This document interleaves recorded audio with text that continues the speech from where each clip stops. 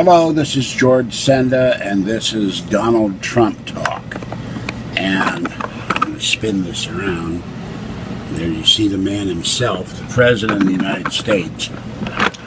He's talking about the outrage of the Democrats when companies left this country, leaving millions out of work.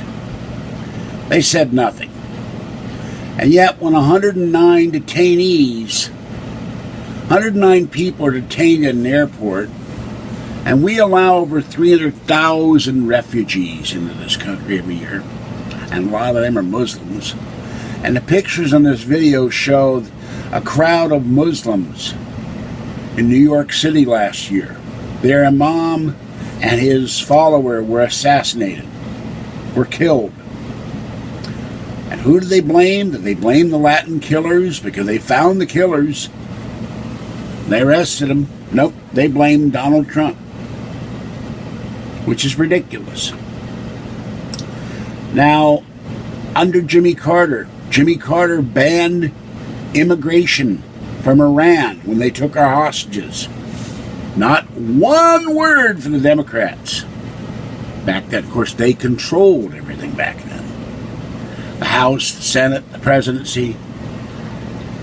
And last year, 54 Democrats signed on to legislation that would vet people from Islamic countries.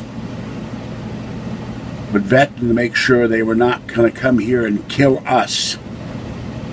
Obama threatened to veto it, and that law never went into effect.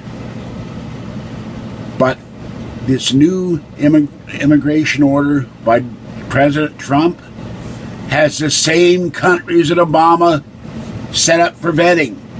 7 countries.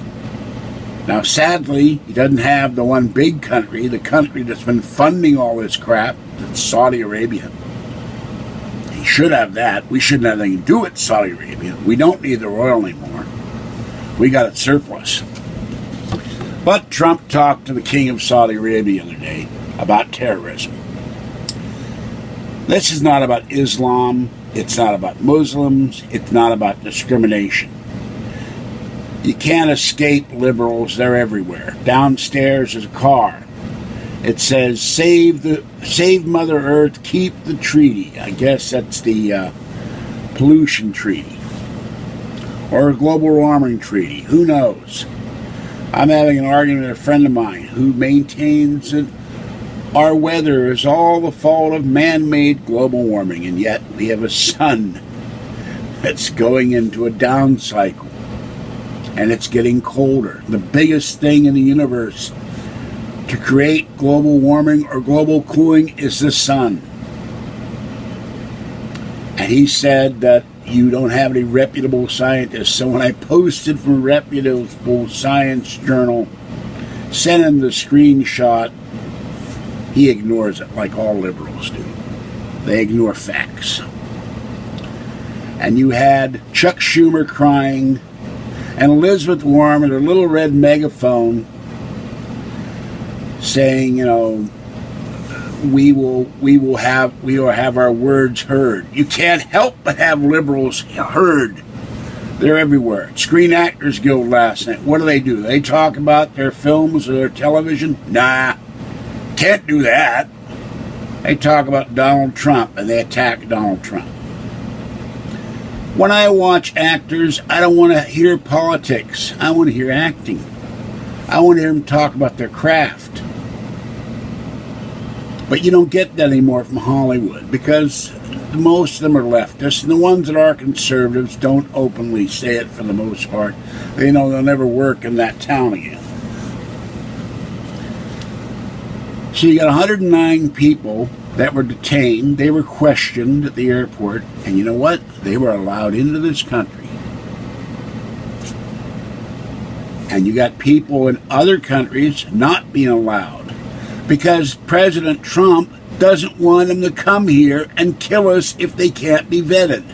Oh, and another ridiculous thing. 40 scientists, including Nobel Prize winners, said this new order stifles scientific thought and creativity by not allowing people to come in. Well, you know, you got Somalia, Libya. those bastions of scientific knowledge, where they hardly have schools in Somalia or Yemen. So I don't hear any world-renowned Nobel Prize-winning scientists coming from Yemen, do you? Or Afghanistan, or Indonesia, or Saudi Arabia. This isn't about religion, unlike Barack Obama, who talked about bitter people clinging to their guns and religion. This is about the number one thing a president has to do. He takes an oath of office to preserve the Constitution against all enemies, foreign and domestic.